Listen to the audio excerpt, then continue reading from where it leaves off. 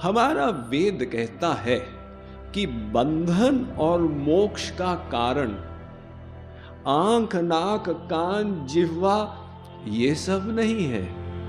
बंधन और मोक्ष मन की अवस्था के अनुसार होता।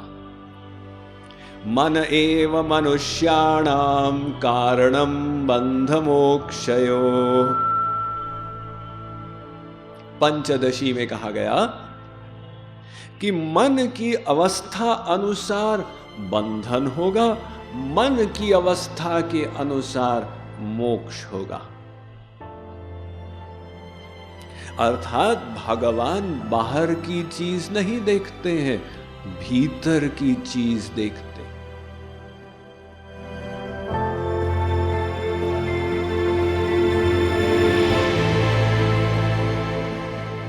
वृंदावन में मंदिर बन रहा है, उसमें कार्यकर्ता लोग, लेबर काम कर रही है। उनके अंदर की क्या मंशा है? हम ये कार्य करें, हमको पैसा मिलेगा, उससे हमारा काम होगा। वहीं पर एक साधु बाबा जो वृंदावन में रहते हैं, वो देखते हैं, अच्छा भगवान का मंदिर बन रहा है, चलो हम भी सेवा करें। तो कार्य वो ही कर रहे हैं जो मजदूर कर रहे हैं, किंतु अंतर भीतर में है। वृंदावन में एक टेढ़े खंबे वाला मंदिर है, तो वो जब बना था, कई बाबा लोग वहां पर निशुल्क सेवा किया करते थे। तो हमारे मन की अवस्था क्या है, इसके अनुसार आप लोगों को बताया कि संसार में भी पाप पुण्य का निश्चय होता है। एक पुलिसमैन किसी को मारता है ड्यूटी के अंतर्गत, उसका कोई पाप नहीं लगता।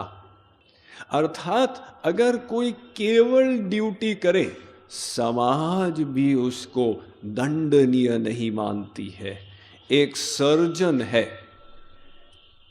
वो सर्जन डॉक्टर छुरी लेकर ऑपरेशन करता,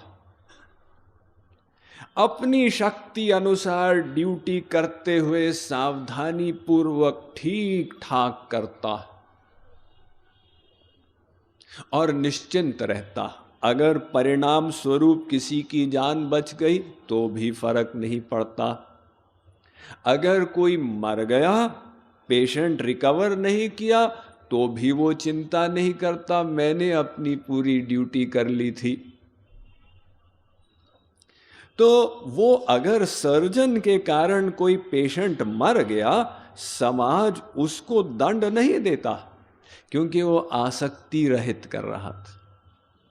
किंतु भगवान कहते हमारे लिए इतना भी पर्याप्त नहीं, तुम्हें संसार की संपूर्ण आसक्ति को मिटाना होगा। क्योंकि वो सर्जन भी तो आखिर अपना पेशा पैसे के लालच के कारण कर रहा है। भगवान कहते तुम्हारी संसार में कहीं भी आसक्ति न हो, बस वो कर्म तुम हमारी सेवा समझ के और करते चले जाओ। तो ये आसक्ति मन का विषय है। भगवान कहते हैं हम तुम्हारे मन को देखेंगे, क्रिया को नहीं। रामकृष्ण परमहंस से एक महिला ने कहा कि वो विधवा थी, उसने कहा मैं वृंदावन जाके निवास करना चाहती हूं। रामकृष्ण परमहंस ने कहा वो तो ठीक है, लेकिन तुम्हारी आसक्ति अपने बेटे में है। तुम रहोगी वृंदावन में और चिंतन करोगी अपने बेटे का। इससे अच्छा है कि तुम यहां कोलकाता में रहो और चिंतन करो वृंदावन का। तो हम कहाँ निवास करते हैं इसको भी भगवान नहीं देखते, हम क्या करते हैं इसको भी भगवान नहीं देखते। ऐसे ऐसे कर्म योगी हुए सदना कसाई के समान। हम क्या सोचते हैं भगवान इसको देखते हैं। बड़ी सीधी सी बात है। आप आरती कर रहे हैं जय जगदीश हरे, और मन से पंडित जी सोच रहे हैं कि वो आरती की थाली में चढ़ोतरी कितनी आई है। भगवान कहेंगे पंडित जी ये कोई आरती नहीं हुई, आरती तब होगी जब तुम्हारे मन का लगाव श्री विग्रह के चरणों में रहेगा। अगर कोई नेताजी आए और आप दूसरी पार्टी के हैं, आपने विवश होकर उनको फूलों की माला तो पहना दी, लेकिन मन ही मन सोचा मैं तो इस पार्टी का, वो इस पार्टी का, काश मैं इसको जूतों की माला पहना देता। भगवान नोट करेंगे कि आपने उसको जूतों की माला पहना दी। हरी साहब हमने ऐसा थोड़ी किया, हमने तो ये बढ़िया बढ़िया गुलाब के फूलों की माला पहनाई थी। आपने सोचा वो भगवान स्पिरिचुअल गवर्नमेंट के यहां पर नोट हो गया। तो अध्यात्म में हमको अंदर घुसना है। बाहर से हम कितने भी तिलक लगा दें, पट पहन लें, भगवान कहते इससे काम नहीं बनेगा। बाइबल भी कहता है man looks upon the outside but God looks with in. मनुष्य बाहर की चीज देखता है, भगवान अंदर की चीज देखते हैं। मान लो कि दो दोस्त हैं रमेश और दिनेश। अब दिनेश से मिलने रमेश आया। दिनेश ने देखा ओहो ये सर दर्द फिर से आ गई, अब 1 घंटा मेरा सिर खाएगा और नाश्ते पानी पर पैसा खर्च होगा। लेकिन फिर दिनेश ने सोचा कि मेरी फाइल तो इसके ऑफिस में है, इसको नाराज नहीं कर सकते वरना फाइल रुक जाएगी। तो गया दरवाजे पर, अरे भाई रमेश तुम कैसे बेवफा हो, 2 महीने के बाद आ रहे हो, कम से कम 1 सप्ताह में तो आना चाहिए। आओ आओ आओ बैठो, सुनो इनके लिए हलवा पूड़ी बना के लाओ।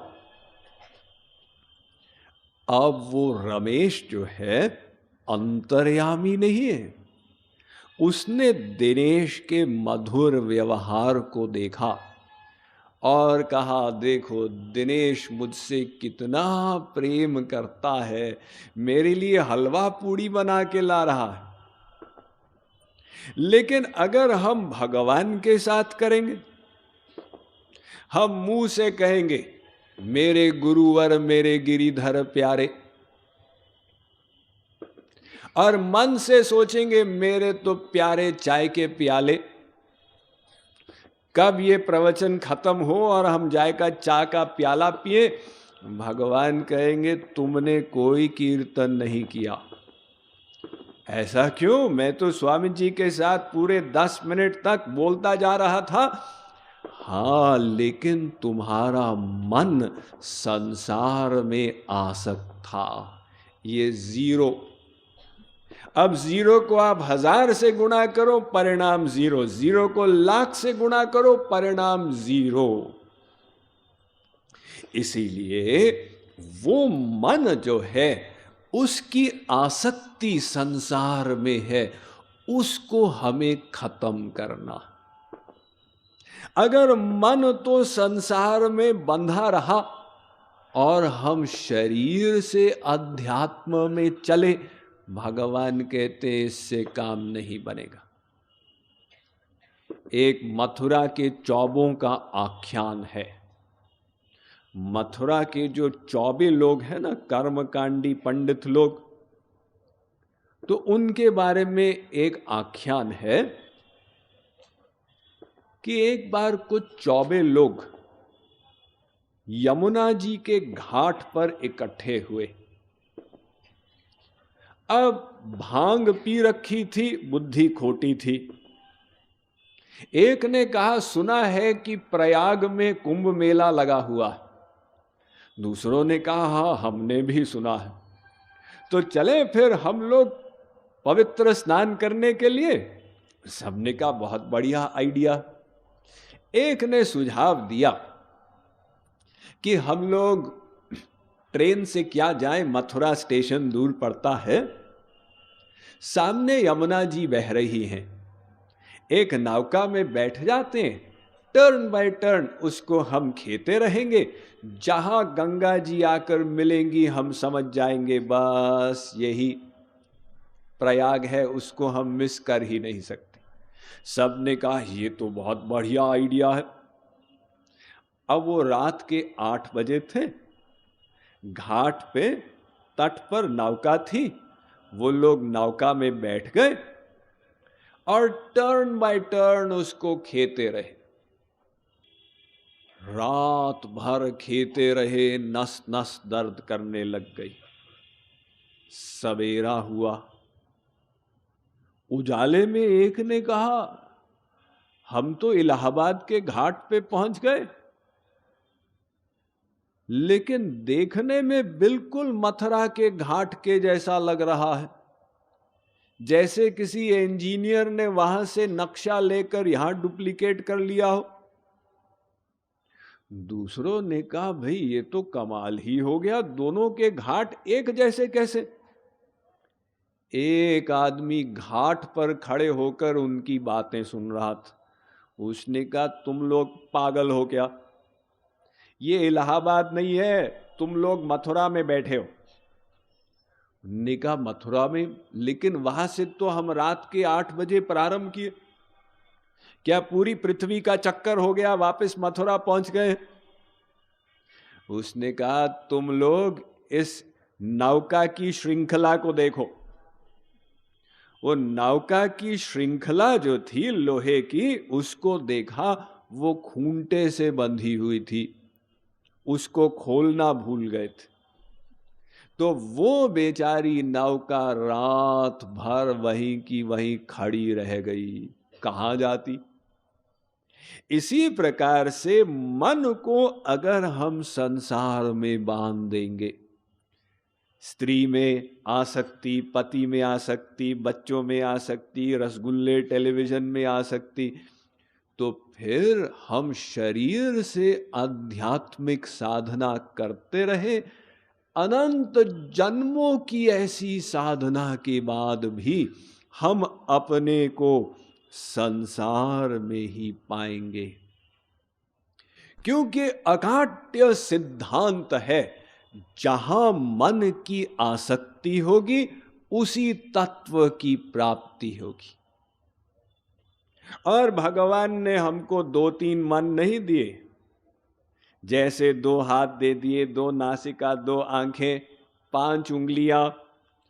ऐसे भगवान ने अगर 3-4 मन हमको दे देते, एक मन को हम बेटे में लगाते, एक नौकरी में, एक टेलीविजन में, एक मन से भगवान की भक्ति करते हुए राम राम कर लेते। लेकिन भगवान बड़े चालाक थे, उनको पता था कि यदि वो एक से ज्यादा मन देंगे, ये जीव पूर्ण शरणागति, माम एकम शरणम व्रज नहीं करेगा। इसलिए भगवान ने एक ही मन दिया।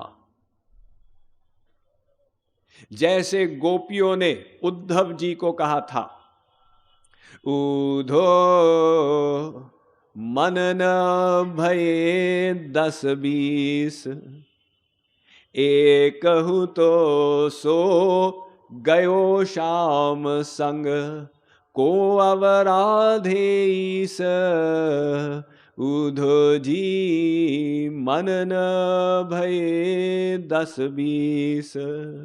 गोपियां कहती हैं उद्धव जी एक ही मन है, वो श्याम सुंदर के साथ मथुरा चला गया है। अब आप जो योग साधना बता रहे हैं, हम कौन से मन से करें। तो वो एक मन है, उसको हमें संसार से विरक्त करके, संसार की आसक्ति को समाप्त करके भगवान में अनुरक्त करना।